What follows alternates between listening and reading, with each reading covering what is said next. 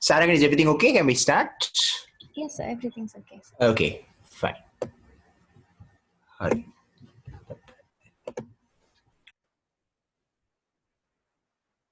Still a few people coming still.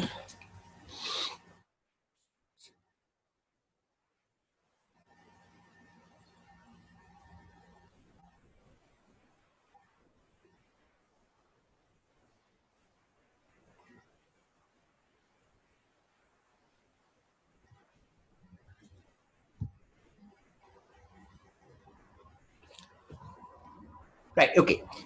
So let's start. So today is the fourth session, and we are going to discuss the abdominal examination. So up to now, we have talked about, on the very first day, we talked about effective case presentation in medicine and how to effectively take a history and present your findings at the exam as well as in your routine day-to-day ward classes. And there we discussed about diagnostic cases and management cases and how to tackle both of these types of cases. Then we talked about the cardiovascular system, the technique of examination, and then how to interpret physical signs in the cardiovascular system. Okay. And then we moved on yesterday to talk about the respiratory system. Again, talking about physical signs and then interpretation. And finally, we ended off with a summary table of all the respiratory disorders. And I asked you to do some homework. I saw that somebody had posted something, which is good. So make sure that you read that and understand some of the other physical signs of a cavity. Right? We discussed yesterday. Hari, now I told you that the respiratory system is slightly challenging because the physical signs can be variable and it's difficult sometimes to put everything together. So you need a lot of practice when it comes to the respiratory system. Now, the abdominal examination, if you were to say from all the systems, the abdominal examination is probably the easiest. Okay, it is the easiest, but you have to make sure that your techniques are correct. So the first half of this discussion, we will focus on the correct examination techniques for the abdominal examination, and then interpretation of physical signs is rather easy, and when you will also realize that it's mostly memorizing some lists at the end. Okay, but the interpretation is relatively easy. If you find something, it is easier to interpret it rather than some of the other systems where you have to put a lot of thought into analysis of signs. Okay, Hari. So the abdominal examination, so the first part of this presentation, we are going to talk about the technique. Now, as all the systems we have discussed, the abdominal examination is similar, okay, where you have a general examination and then the abdomen proper. The abdomen proper, you have the inspection, palpation, percussion, and auscultation, the usual components you would have in the examination. Okay. Now, obviously, like in the other systems, you introduce yourself to the patient, explain what you are doing.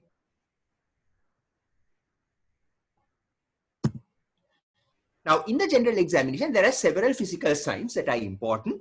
Okay. Jaundice is an obviously important sign to pick up in the general examination of relevant to the abdomen. Okay.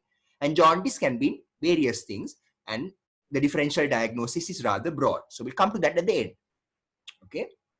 Now, with the jaundice also, you have to look for other peripheral stigmata of chronic liver cell disease, which is very important. They are commonly seen in patients, so you need to look out for them. Okay. So leukonychia, this is predominantly due to low albumin. Okay. Because of the loss of the synthetic function of the liver.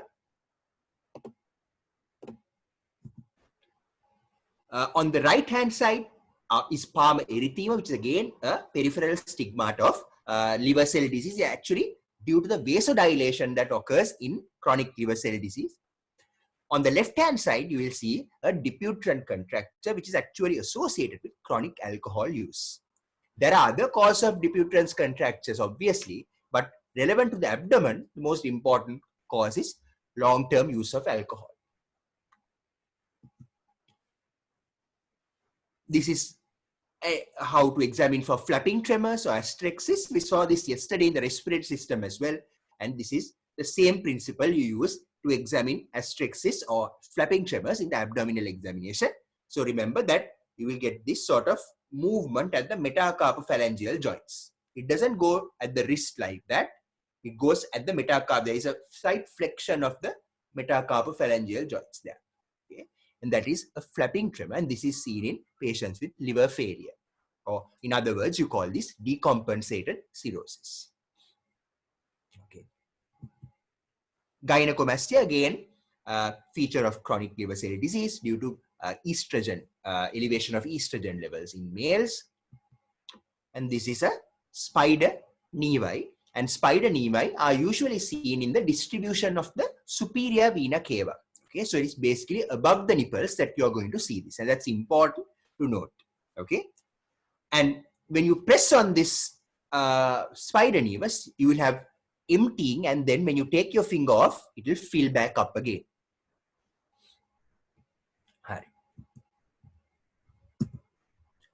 Ankle edema, again due to the hypoalbuminemia, and edema due to liver failure, liver disease. So these are some things that you need to make sure that you note. Additionally, obviously, in the abdomen, you also have to examine for lymphadenopathy, which is again important, especially the supraclavicular nodes on the left side can be enlarged in abdominal pathology. Okay, so make sure that you examine for that. Axillary nodes also probably are important to examine. Okay, and when you go to your wards, they will teach you the clinical exact techniques of how to look for those lymph nodes. Right, so general examination, look for jaundice, look for features of peripheral stigmata of liver disease, ankle edema, lymphadenopathy. These are some of the important things that you look for. There are others, but these are the most important things. Pallor is obviously another important feature that you look out for. Pallor or plethora can also be relevant in some specific cases in the general examination. Hurry. Now, then when we go to the abdomen proper, you have again the 4 components: inspection, palpation, percussion, and auscultation, the 4 components of the abdomen.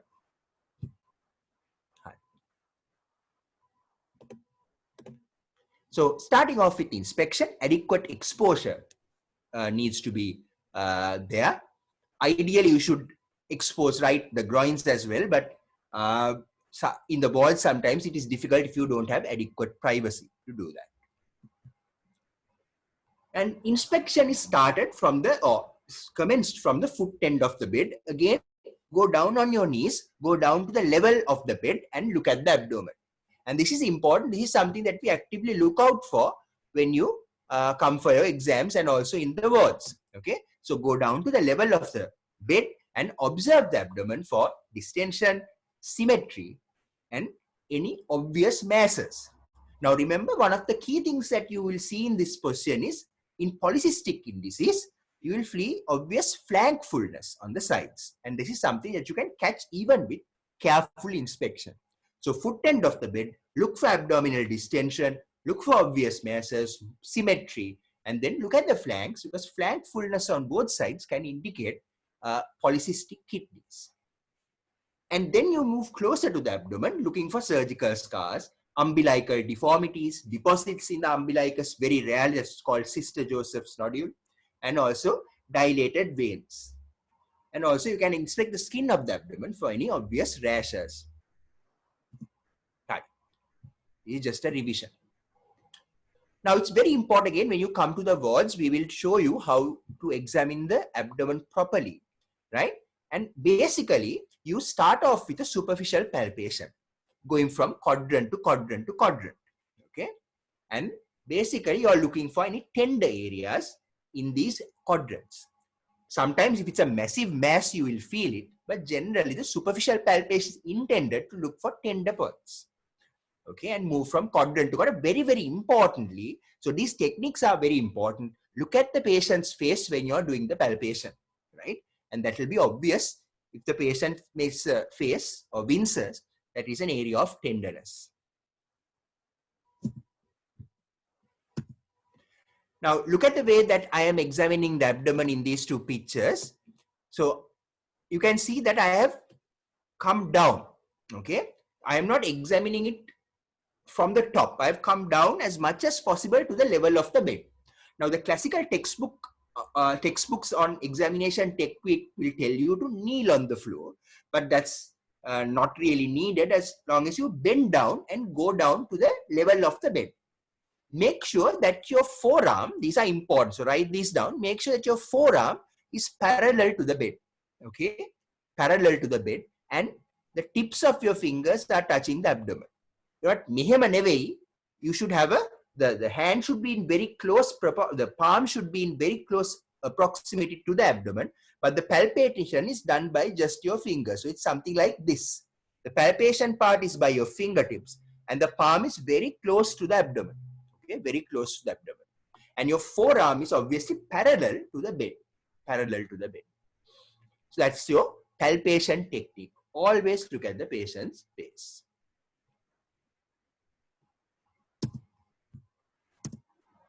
Okay, again, I have demonstrated this. I'm bending down, going to the level of the patient, and I'm using my fingertips, as in this picture, to palpate the abdomen. Okay, and you can see that I'm trying to keep my forearm as parallel as I can to the bed, and my fingertips are slightly curved and palpating the abdomen. Right. So once you finish the quadrants, so remember the quadrants. You look at the quadrants: the iliac fossae, epigastrium, hypogastrium, right hypochondrium. All these quadrants you will examine. Okay, and then once you finish that, we go on to a deep palpation. Now, in medicine, the deep palpation is targeted for organ assessment. So basically, deep palpation is divided into liver, spleen, kidneys as the main masses. In surgery, however, you might get other masses from other organs or other structures in the abdomen. In medicine, we specifically identify or we need to detect liver, spleen, and kidneys. But basically in medicine we are focusing more on the liver, spleen, and kidneys. Okay, liver, spleen, and kidneys. And deep palpation for the liver, okay, is done like this. This was original video. It doesn't play anymore. This is probably because it's, I don't know, the links are probably not working. But when you come to the walls, we will show you how to do this properly. And already we have done this during your introductory appointments, okay? And I think I might have taught you that in your introductory appointments as well, that your fingers should go in during expiration, hold it in for a full cycle of breathing and then come out, okay? That is the proper way of examination. Okay. You can use your fingertips to feel the liver as well, or you can use this border or this border. No problem. Both are accepted. Okay, both are accepted. So start in the right iliac fossa and go up. When you feel the liver, percuss the lower border and the upper border of the liver. Then you go for the spleen examination. So spleen examination, start again in the right iliac fossa and go diagonally upwards towards the left costal margin. Okay. And again, use that technique. So make sure you write that down, practice that. Your hand, the pressure that you exert should be coordinated with the person's breathing. Okay. So when the patient is in expiration, you push your finger in, and then for a full breathing cycle, you hold it in so that any enlarged mass will come and hit your fingers as it goes down and then up. Okay. And then take your hand off. So expiration, push it in, keep holding it, wait for inspiration to occur, and any mass can come and hit your fingers and go up, and then take it up and gradually advance towards the costal margin. So in the case of the liver, you're going up to the right costal margin. In the case of the spleen, you're going up to the left costal margin. Okay. Right. So that is the spleen. And if you don't feel the spleen in the supine position, you always turn the patient to the left lateral position. Now look at the position that this patient is in. You can see that the patient is well rolled onto the left lateral position, okay? And the top leg is bent towards the patient, okay? The top leg, there is a left leg, is bent towards the patient, all right? And then you can see one of my hands, so my left hand is pushing from behind, giving pressure from the back. So it's pushing from behind, and my other hand is feeling for the spleen. So you will feel the spleen because you're giving pressure on the chest wall with your left hand and then you're feeling with your right hand. Okay, so that's the technique of feeling the spleen. Okay, and if you feel the spleen, again confirm it with percussion as well, like I have demonstrated in the picture onto your right side. So that's the liver and the spleen. So important, again I emphasize that you have to coordinate your palpation technique with the patient's breathing movements and breathing cycle. This is examination for palatable masses. The first thing is you do bimanual palpation in this fashion. Okay, both hands bimanually palpate karanawa. And if you feel a mass in bimanual palpation, you will ballot it. Ballot kiyanne with your lower hand, okay, you push the mass up. So if it's a ballotable mass, for example, like the kidney, it will come and hit your top hand. It will come and hit your top hand. Okay. Now, we talked about inspection. We talked about palpation. So palpation, two components. You have your superficial palpation for any tender points and then your deep palpation for organomegaly, that is specifically the liver, spleen and kidneys. Then we move on to percussion. Percussion, what you're doing is first you're looking for, basically the idea of percussing is you're looking for free fluid in the abdomen. Now remember, you have already done some percussion up to this point. You have already percussed for the liver and the spleen. If you find the masses, you would already do that percussion. So this section of the examination is specifically focusing on your percussion for free fluid in the abdomen. So as you know, free fluid initially accumulates in the paracolic gutters of the abdomen, that is on either flanks. So first you are looking for flank dullness. So you start percussing at the midline and going to the side laterally. Start there, look at the mouse pointer and then go to the sides. Okay, so that's basically how you're percussing. And also remember that abdominal percussion should be soft percussion. So write this down if you forget. It should be soft percussion. Right? It should be soft percussion and you should be able to hear the sound. So you bring your ear close to the abdomen and use a very soft percussion. This is different from the respiratory system examination percussion where you use a harder percussion. And ideally your percussion should be heard by somebody standing at the foot end of the bed. That is respiratory system, hard percussion. In the abdomen you're using a softer percussion note. Right. So if you find flank dullness, okay, you can also, what you do is you look for shifting dullness, turn the patient onto a side, wait for a few seconds and then repercuss the dull area. If there is fluid, it will move out and that area will be now resonant. The area will be resonant.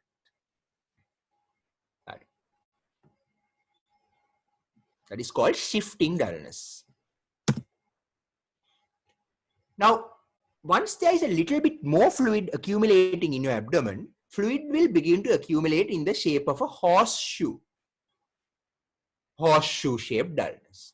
So you can also check for that. Remember, you percuss starting from, look at the mouse point again, start from there in the epigastrium, go down and you get dullness there. Start there, go down, you get dullness here. Start there, go down, you will get dullness there. It will be a horseshoe shaped type of dullness that you will get.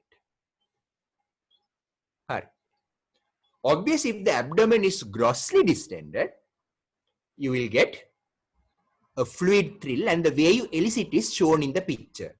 You ask the patient to keep the hand in the middle of the abdomen and knock from one side and you will find the pressure wave being transmitted onto your other hand. That is the way you look for. That is gross ascites, a large amount of fluid, and this is called the fluid thrill.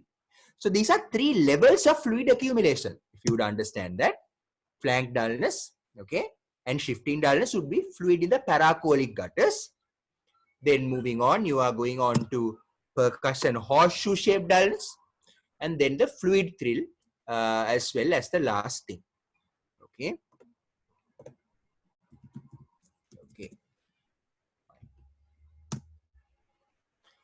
Auscultation is not a very important part of the examination, I have to say. Auscultation basically we are looking for bubble sounds, hepatic bruise, that's over the liver, and a renal bruise. Okay, renal bruise surface marked. This is the xiphoid process, umbilicus. A midpoint, you take the midpoint there, slightly lateral. So renal bruise, where you would hear the renal bruise, xiphoid process, umbilicus, and in that line, slightly lateral from that line. Okay, to the side, about 2 to 3 centimeters lateral from that line. That would be the renal bruit. Renal bruit. Okay, so that is basically your abdominal examination. Hari. Today's class is much shorter than the previous one because the abdomen, I told you right at the start, it is very easy here. So abdomen, make sure that your technique, I will summarize some of the key points that I have discussed so far. So in the abdominal examination, your technique starts off with a general examination, looking for jaundice, features of peripheral stigmata of liver disease, ankle edema, and so on. Lymphadenopathy is also important. There are some other signs which you will see as you go on. Then inspect the abdominal examination proper. You have inspection, palpation, percussion, auscultation.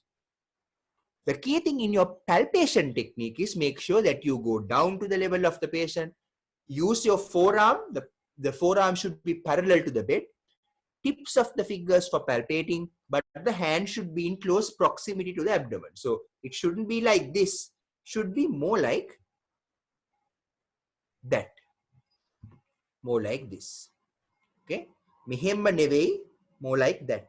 And just the tips. Okay.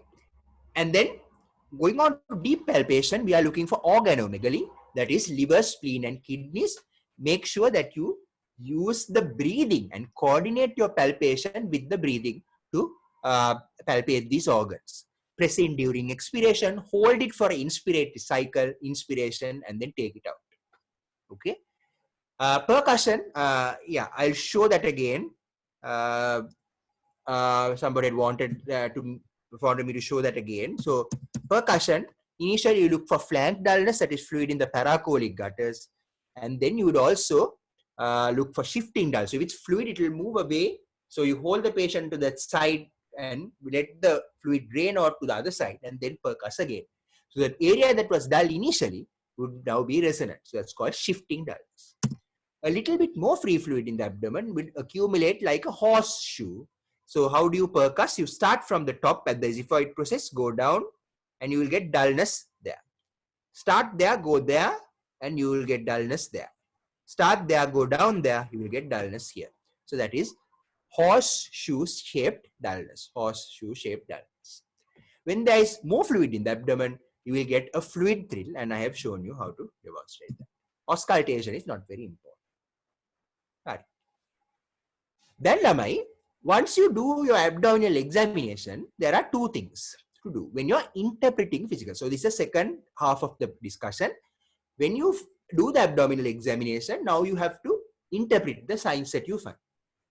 So basically, first thing is you identify any organomegaly, which is the most important thing to do. Okay. Rarely you might just get something just with ascites if you can't find any cases for you, that is for your exam. But generally you're interested more in organs, palpable organomegaly, right? And to identify the organ, and then you generate a differential diagnosis. Now this is where I told you, you have to memorize certain lists. So if it's a liver, you have to know all the causes of enlarged liver. Spleen, you need to know all the causes of enlarged spleen. Okay? And that is, you can generate the differential diagnosis. And another word about that, your general examination findings are going to help you to generate this differential diagnosis, as we will see in a little while. So how do you identify your organs? Spleen, liver, and kidney. So what are the physical signs of a liver? What are the physical signs of a spleen? What are the physical signs of a kidney? Liver is easy. Number one, the first physical sign is it is in the right hypochondrium. It is a mass in the right hypochondrium, right? Hypochondria. Okay. Then you cannot get above the mass. You can't put your hand above the mass. The mass doesn't have an upper border. You can't feel the upper border, obviously, because it is the liver. So right hypochondria. So if somebody asks you, this is a very famous question at any time, even in your exam, when you find the mass, there is a hepatomegaly, then they ask you, why do you think this is a liver? Why do you say this is a liver? So for that, your answer should be, it is in the right hypochondrium. You cannot get above the mass. It moves downward. Obviously, you can imagine the liver moves downward with breathing. Okay, moves downward with breathing. And you can also say that the percussion note is continuous with the hepatic dullness. Okay, percussion note is continuous with the hepatic dullness. So right hypochondrial mass cannot feel the upper border, moves downward with breathing, and then percussion note is continuous with the liver dullness into the chest. So these are the physical signs of a liver. Okay, මේක අනිවාර්යෙන් අර පන්සිල් පදේ වගේ ඕක මතක තියාගන්න ඕනේ. You need to know this, remember this. Okay, you need to remember this. Spleen. What are the physical signs of a spleen? So again, it's very easy. Spleen, location, left hypochondrium. You cannot get above the mass. Again, spleen, you can't feel the upper border because it continues under the chest wall. Okay, so left hypochondrium, you cannot feel the upper border. And you know that it moves diagonally. Harahata moves diagonally with breathing. And you know that it enlarges towards the right iliac fossa. So spleen moves diagonally with breathing and enlarges towards the right iliac fossa. Enlarges towards the right iliac fossa. Okay. And sometimes you can feel a notch in the anterior border of the spleen. Okay. Sometimes you can feel a notch in the anterior border of the spleen. This anterior margin, you can feel a notch. So again, I tell you, left hypochondrium moving diagonally with respiration, okay, enlarging towards the right iliac fossa. You might feel a notch in the anterior border of the spleen. Percussion note, again, it's like the liver. It is continuous with the splenic dullness into the left chest. Okay, so it is continuous with the splenic dullness. Renal mass. What are the physical signs of a renal mass or a kidney?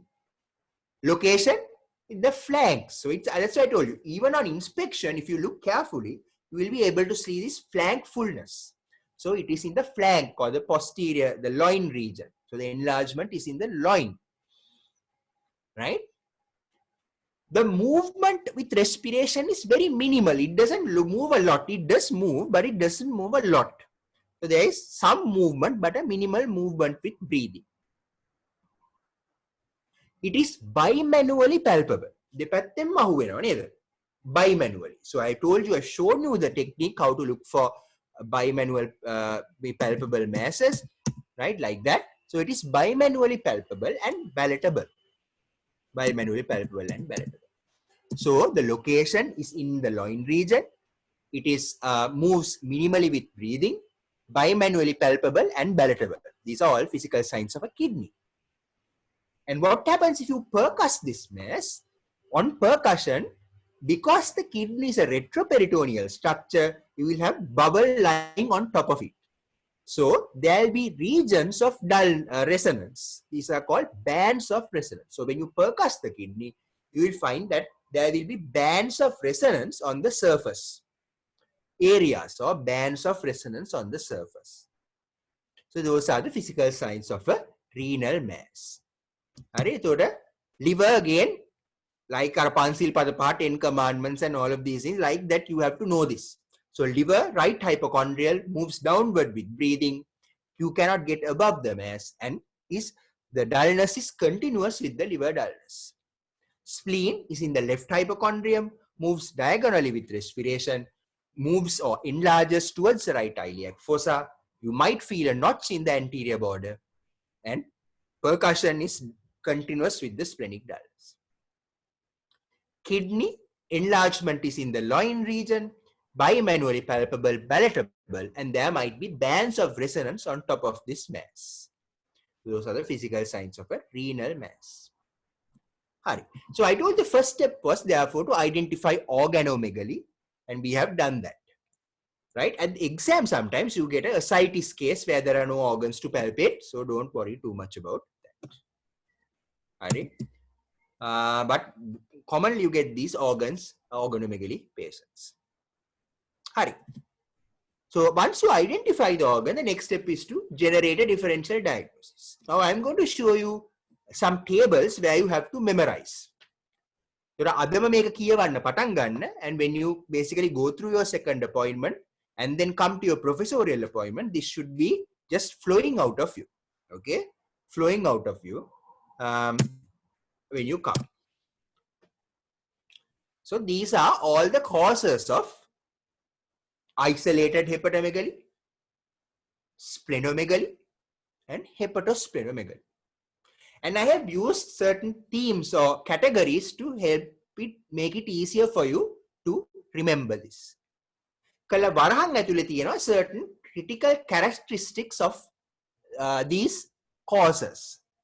So if you take hepatomegaly, viral hepatitis is an important cause of isolated hepatomegaly. And there the liver is tender and you get icterus. Okay? Alcoholic hepatitis can cause isolated hepatomegaly. And as you remember, alcoholic liver disease features a patient තියෙන්න පුළුවන්. Hepatoma or hepatocellular carcinoma can cause hepatomegaly. But there you know that the liver will be sometimes massively enlarged, hard and irregular. And you might get a liver bruit. Okay? Autoimmune hepatitis, those sort of things are rare. Amyloidosis is rare. The only thing you need to know is amyloidosis can cause a massive hepatomegaly. Right?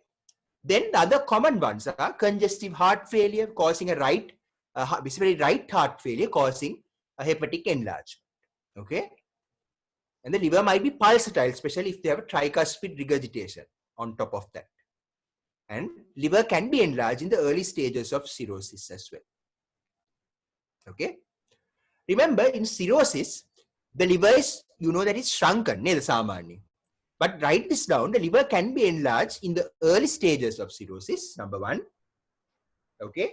Enlarged in the early stages of cirrhosis. It can be enlarged because there is a malignant process in the liver. So these are two of the cause of enlarged liver even in the setting of cirrhosis. Right?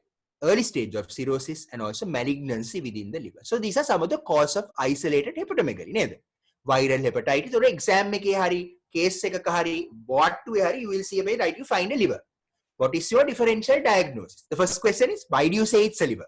Now you say, right hypochondrial mass cannot get above it, moves down with respiration, percussion is continuous to the liver dullness. Hari, then what are the causes? Then you have to think, right, could this be viral hepatitis, alcoholic hepatitis, could this be a hepatoma, could this be right heart failure, could this be cirrhosis? Then you use the other characteristics to try to narrow down your differential diagnosis, right?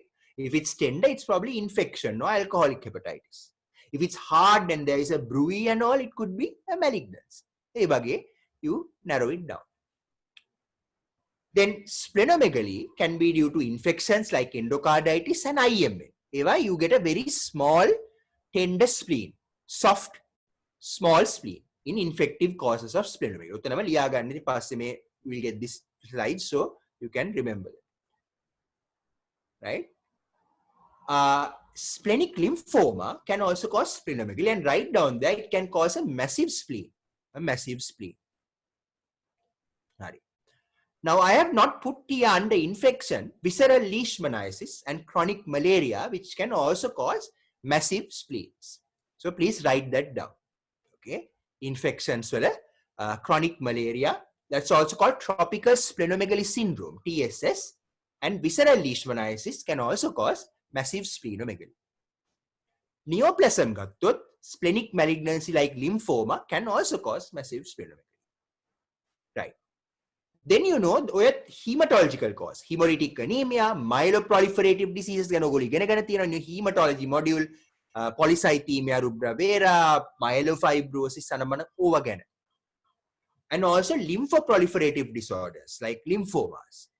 They can cause splenomegaly, as you can see in this table, or hepatosplenomegaly. right? දෙකම එන්න පුළුවන්. Mostly ඒවායින් එන්නේ ඇත්තටම splenomegaly. හැබැයි hepatosplenomegaly දෙකම එන්න පුළුවන් because in all these hematological conditions the spleen and liver are overactive and producing blood cells.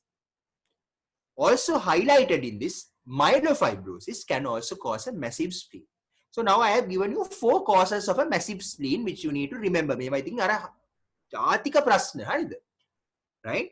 Visceral leishmaniasis, tropical splenomegaly syndrome in malaria, myelofibrosis, splenic lymphoma are 4 of the important causes of massive spleen. You can have thadi spleen crossing the midline, massive spleen, usually crossing the midline. Autoimmune disease can also cause splenomegaly rarely. Felty syndrome is a especially important one where you get splenomegaly in rheumatoid arthritis and leukopenia. Okay, white cells are low and the spleen is enlarged in rheumatoid arthritis. Rarely seen now because you have biologics now and disease modifying drugs. And rarely portal vein thrombosis can cause splenomegaly. Right? Hepatosplenomegaly, again hemolytic anemia, myeloproliferative disorders, lymphoproliferative disorders වගේ වලින් තමයි එන්නේ, and also cirrhosis with portal hypertension can cause splenomegaly. Right. So these are some of the causes of hepatomegaly, splenomegaly and hepatosplenomegaly. ඉතින් මේක කටපාඩමින් දැනගන්න වෙන විදියක් නෑ මේක කරන්න. You are definitely going to get asked these 2 questions. What is the organ and why do you say it's the liver, spleen or kidney? And then what is the differential diagnosis? So you need to learn these lists. What can cause enlarged liver? What can cause an enlarged spleen? What can cause both liver and spleen enlargement? Right? And these are some of the other tables for your reference which help you a little bit more in analysis. Spleen, again, I have given you meta-analysis using some findings in the general examination. And I have given you the cause of mild, moderate and massive splenomegaly. Another disease that we did not discuss in the previous table is CML. That can also, it's actually a myeloproliferative disease which can also cause massive spleen. So massive spleen due to myelofibrosis, CML, visceral leishmaniasis, tropical splenomegaly syndrome, and splenic lymphoma. So those things you need to remember. Right? So these are all for your reference. So remember this table. I think this table is reasonable, but there are some things missing in this table. ඒක ඕනකමින් කරපු එකක් because නැත්තම් මේක උඹලා ඕකරම් ඕකම කටපාඩම් කරගන්න. You need to do some of your own digging and you fill some of the blanks in this table like I have discussed now. And also remember causes of splenomegaly. You remember the cause of massive splenomegaly, which is important. Palatable masses are, if it's bilateral, it is probably due to polycystic kidney disease. If it's unilateral, it may be hydronephrosis or renal cell carcinoma. That's it. So it's a short session because abdomen is easy. So abdomen interpretation of physical signs, identify what organ you are dealing with, whether it's liver, spleen or kidney, and then based on that, you generate a differential diagnosis. Isolated hepatomegaly, number 1 question, why is it the liver? You know the answers to that. What could be causing it? Differential diagnosis, you say viral hepatitis, alcoholic hepatitis, hepatoma, and congestive cardiac failure, cirrhosis. So and then using the general examination, you can narrow things down, like I have shown in this table, and also within brackets in this first table. If it's a spleen, why do you say it's a spleen? You say it's a spleen because it's the left hypochondrium, moves diagonally with respiration, enlarges towards the right iliac fossa, and there is a notch in the anterior border of the spleen, and you cannot get above it. And the percussion is continuous in the splenic dullness. Splenomegaly, based on size, the causes can be different.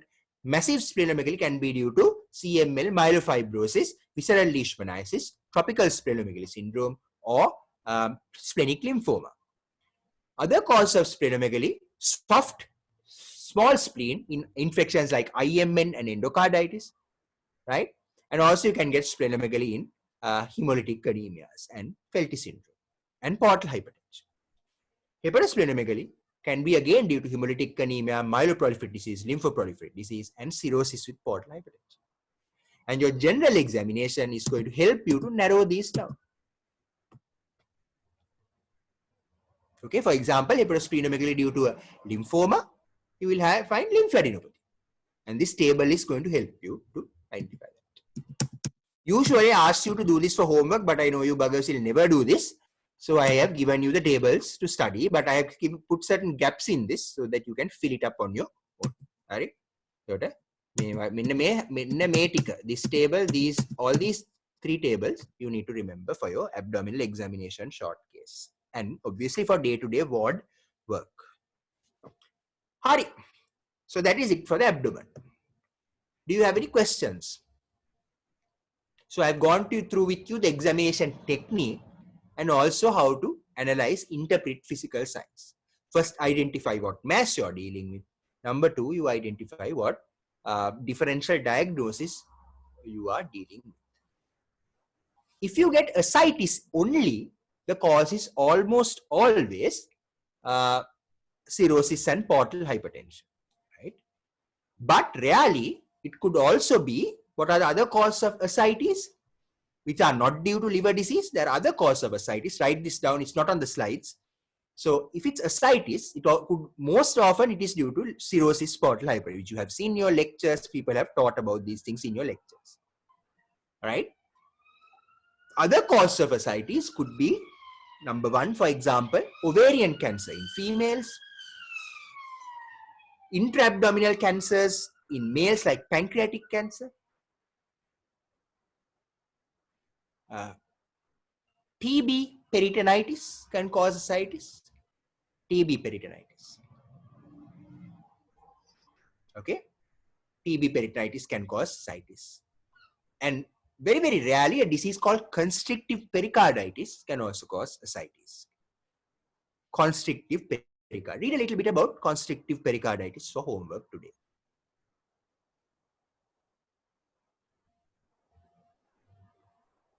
Okay, so ascites can be due to liver disease, most likely. So 80% of the time it is due to liver disease. But it could also be due to infections like TB peritonitis, intra-abdominal malignancies like ovarian cancer, pancreatic cancer, okay, and also those are the causes. Right, any questions?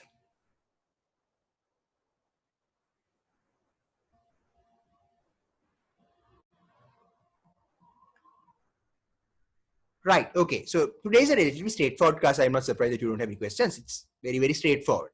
Okay, Sachit. Right, so Sachit, that's a good question. So he's asking, in aortic stenosis, why don't you get cardiomegaly? So aortic stenosis, you can get cardiomegaly in the very advanced stages. But remember that the first thing that you get is because of the pressure overload, because aortic valve is narrow, because of the pressure overload, the left ventricle hypertrophies, and this is a concentric hypertrophy. Concentric yani mehema loku වෙන මෙහෙම size එක නෙවෙයි. Basically the layers build up, narrowing the cavity of the ventricle. So it is a concentric hypertrophy that occurs. So you don't get cardiomegaly because of that. But obviously with very, very advanced aortic stenosis, the heart starts to dilate and fail. And you can get cardiomegaly in the very advanced stages of aortic stenosis. But it is mainly the predominant pathology is concentric hypertrophy. Hari. Right. So now the only thing left to do is neurology. We have done history taking, we have done cardiovascular, respiratory, abdomen. And now we will have 2 classes on neurology. Are there? Now I realize that samula batch එකේ භාගයක් ගෙවුම් විතර නිදි, I don't know what the hell they are doing. Because only 120 or so join this class. I don't know what the rest of the buggers are doing. But whatever they are doing, make sure that they attend a neurology class. Anithyata ආවෙනතුරට කමක් නැහැ. Make sure that people try. I know that some people might have data problems and that is not a problem. But people who can attend, please make sure that you come on Monday and Tuesday and attend those 2 classes, because those are extremely important. And I cannot emphasize enough how, from my experience, I know neurology is the most difficult for medical students, postgraduates. And this is obvious. Yesterday I did a Zoom class for people who are doing MD in ophthalmology because they don't remember their neurology. Neurology case as well as neurology. but again they find it difficult. So even at that level, even at a postgraduate level, people find neurology difficult. So you have to get your basics right. And I'm going to do cranial nerves on Monday and the limb examination on Tuesday. This is very, very important. I can't emphasize how much important this is. And basically, this is gathered from a lot of places. Nobody else is going to teach you this type of interpretation in neurology. So make sure that you come on Monday and Tuesday. All right? Very, very important. Tell all the buggers to come. All right. Saragan, is that okay then? Yes, sir. Okay, right. Yes. So, Podakinda, lobar collapse. Take a homework, homework. So we'll discuss that on Monday. What are the? I asked you to look for signs of lobar collapse versus whole lung collapse. What are the different? It is different. So to answer part of your question, it does differ from a total lung collapse. The physical signs are different. So again, I want you to find out. Put it on your group, then everybody can read, and you find that out. Okay. Right. Okay. Then I'll see you on Monday. Then make sure that people who are not there, please pass the message for you to come because that's very, very important. Okay, sir. Thank you. Okay, sir.